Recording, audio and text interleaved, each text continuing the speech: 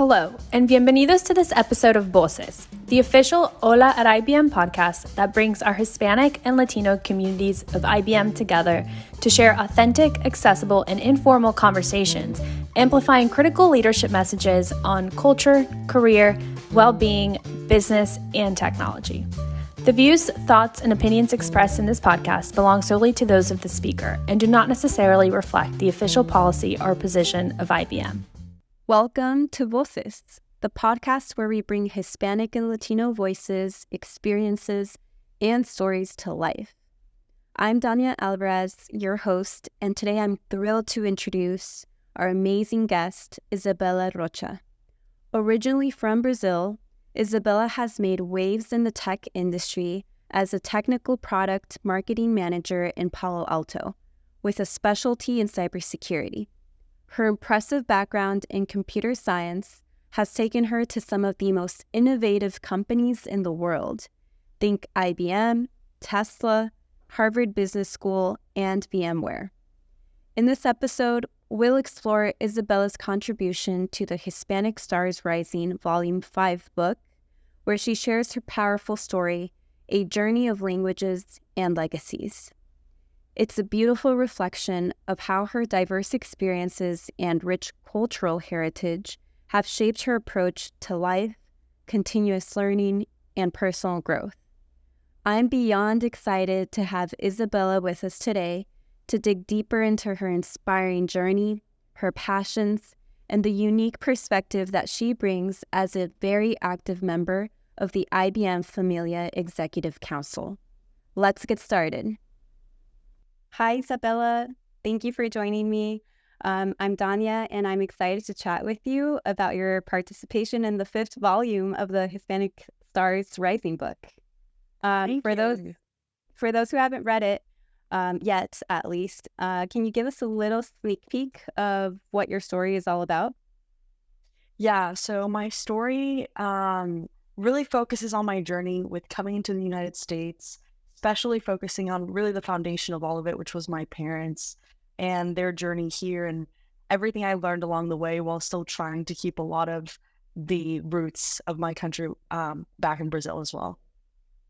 Okay, wonderful. So it starts off in Brazil, and then I know you moved to Boston, so you share a little bit about that. Yes. Could you just summarize how the journey was in your own words from moving from Brazil to the skyscrapers of Boston? Yeah, it was a lot of change, especially because, well, it was an entirely new world for me, especially at that age. I wasn't really understanding a lot of it.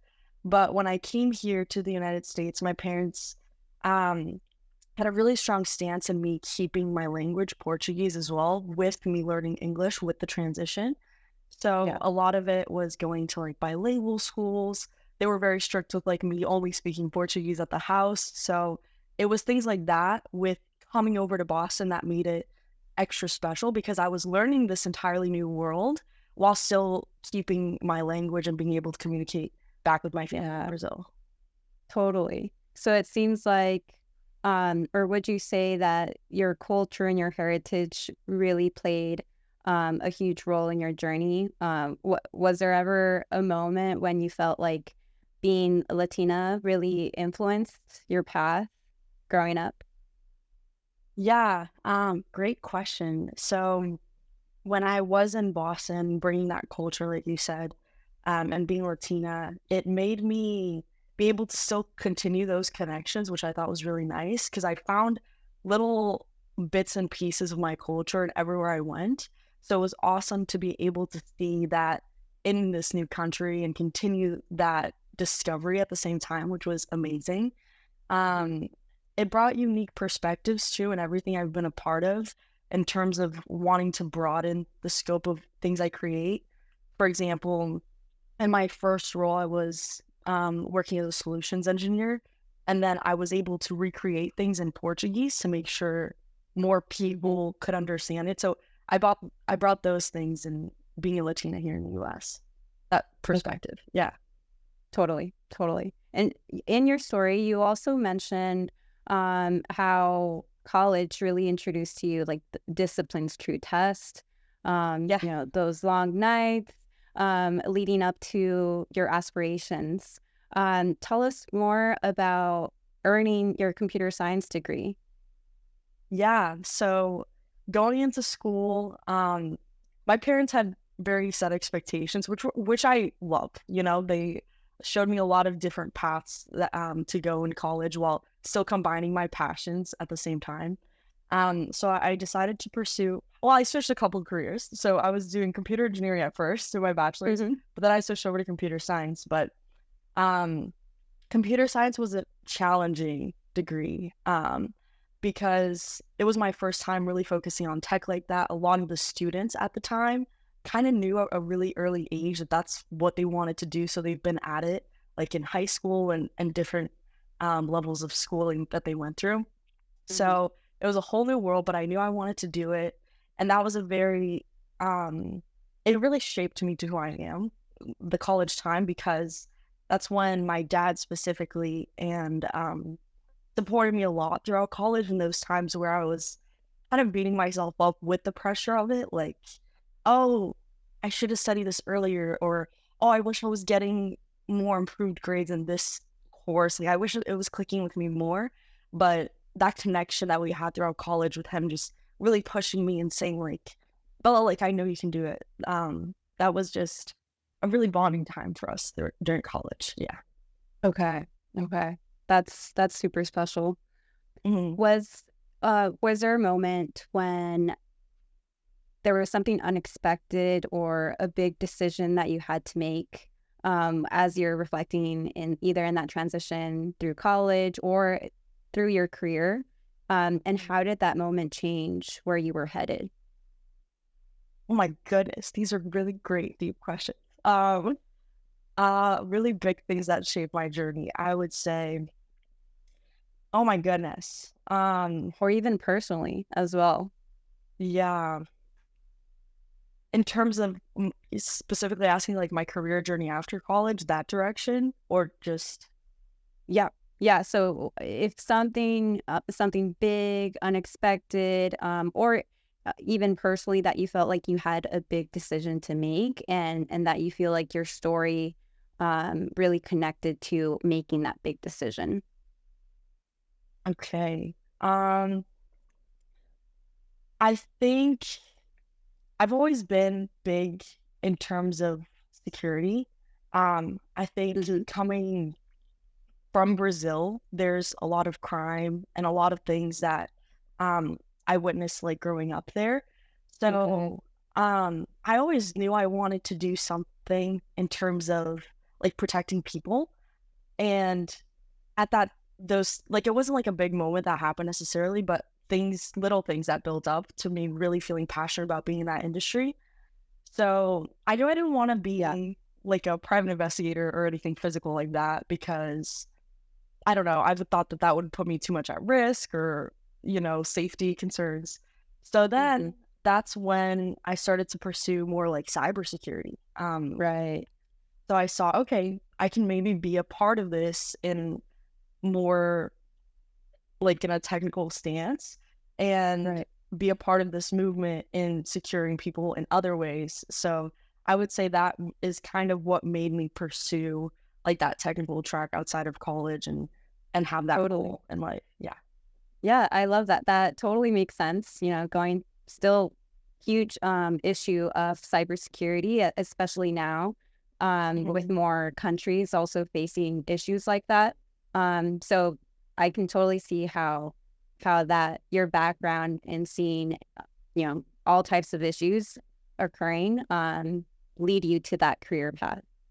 Yeah, exactly. And when it comes to your story and the impact it has on a company like IBM, do you feel like um, you've helped make things more inclusive or open doors for others? What kind of impact do you hope your story has? Yeah, I've gotten a lot more integrated in the community with being in IBM as well.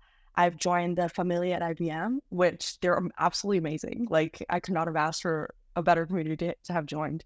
But I ways I've agree. impacted with them, yeah, they're great. um, but things I've done with them that I really loved is they have so many volunteer opportunities, and ways for me to okay, literally what's happening right now. So this month, for example, we're gonna go to a conference, um, and really teach students about cybersecurity and bringing our Latin community to STEM fields. And just being a part of that is going to be, I'm so excited for.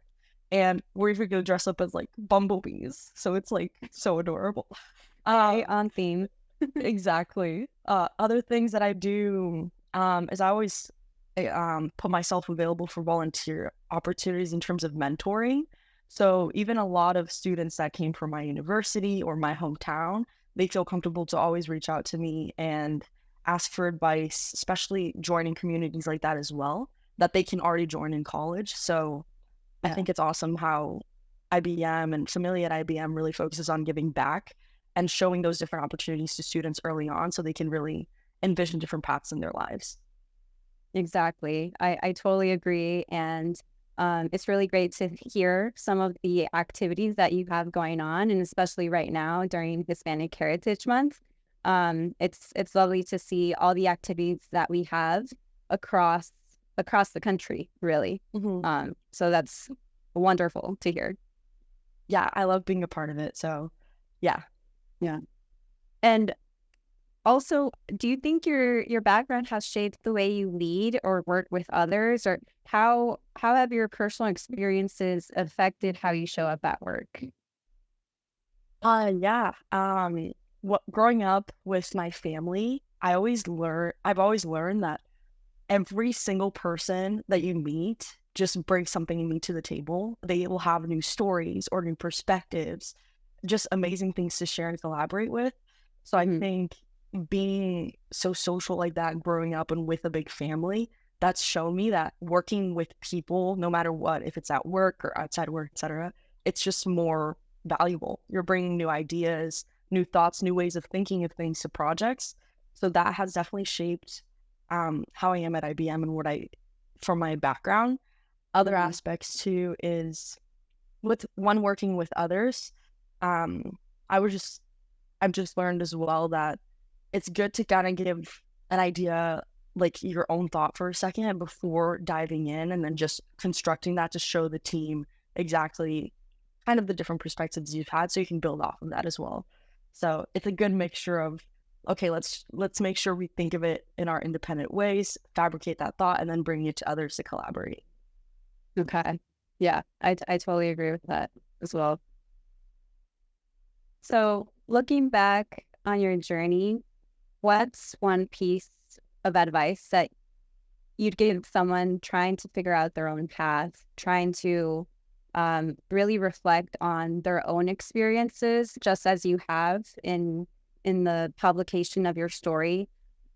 What would you say to them, if especially if they're feeling a bit lost? Yeah, absolutely. I think what's really helped me, because I felt lost as well when graduating, like you learn on the go, honestly. I think it's making sure that you're giving yourself that space to learn as you're going into your journey, because maybe the first path you go isn't going to be the exact fit, but it's going to teach you a lot about what you do want to pursue and what fits really well with you. So no matter where you go, it's a good learning journey, and gradually you will find what fits you. And Mhm. I think too, never have a goal that you think, oh, maybe I should make it smaller because it's more attainable. No, keep that big goal, baby steps, and then maybe even on the journey, you'll find that that wasn't the goal you wanted. So it's important to give yourself the space and not forget that you can achieve a lot if you put your mind to it. I love that. And in terms of your own goals, right now you're a senior technical product marketing manager. What's next for you as you are reflecting on your past journey, on your current journey? What's it looking like for you in your future? Great question. Love thinking about the future. So in my current role, I absolutely love it. when I was saying like you'll find your fit, that's how I felt with my current role, and multiple other roles that I've had here so far. But this perfectly combines what I absolutely love, which is tech, but also knowing how to position it and even be creative with it. And I work with so many amazing people. Like I truly enjoy it. In terms of future journey, I honestly want to keep at it and find ways to grow with what I'm currently doing, new projects, new ways to impact the business. And just overall, my goal is always to teach others about technology. So my current role is doing that. So I'm just going with it and continuing working with the team. Okay. Well, it sounds super exciting. And I can just sense the love that you have for the work that you do. So I definitely think that you're going to keep on doing great things. Thank you. And since you've shared your story already with us in the book, what would you say to someone who's maybe a little nervous about opening up and sharing their own experiences? It's interesting because you will always have those voices in your head before you say something. But the second you say it, oftentimes you'll find that so many other people have relatable points to what you shared. So that's a great way for you to connect with others and be able to see people that have lived like similar stories. So I think, yes, it's a little nerve-wracking, but honestly, the benefits of it outweigh it 100%. So I 100% encourage it. Awesome. Well, thank you so much for hanging out with me today. Thank you. That was a lot of fun. And for anyone wanting to hear more about Isabella's story, make sure to check out the book and stay tuned for more stories from Hispanic Stars Rising. Thank you for having me. Thank you for listening to another episode of Voces. Remember to subscribe to our YouTube and Spotify channels. You can find us as Voces so you don't miss any new episodes.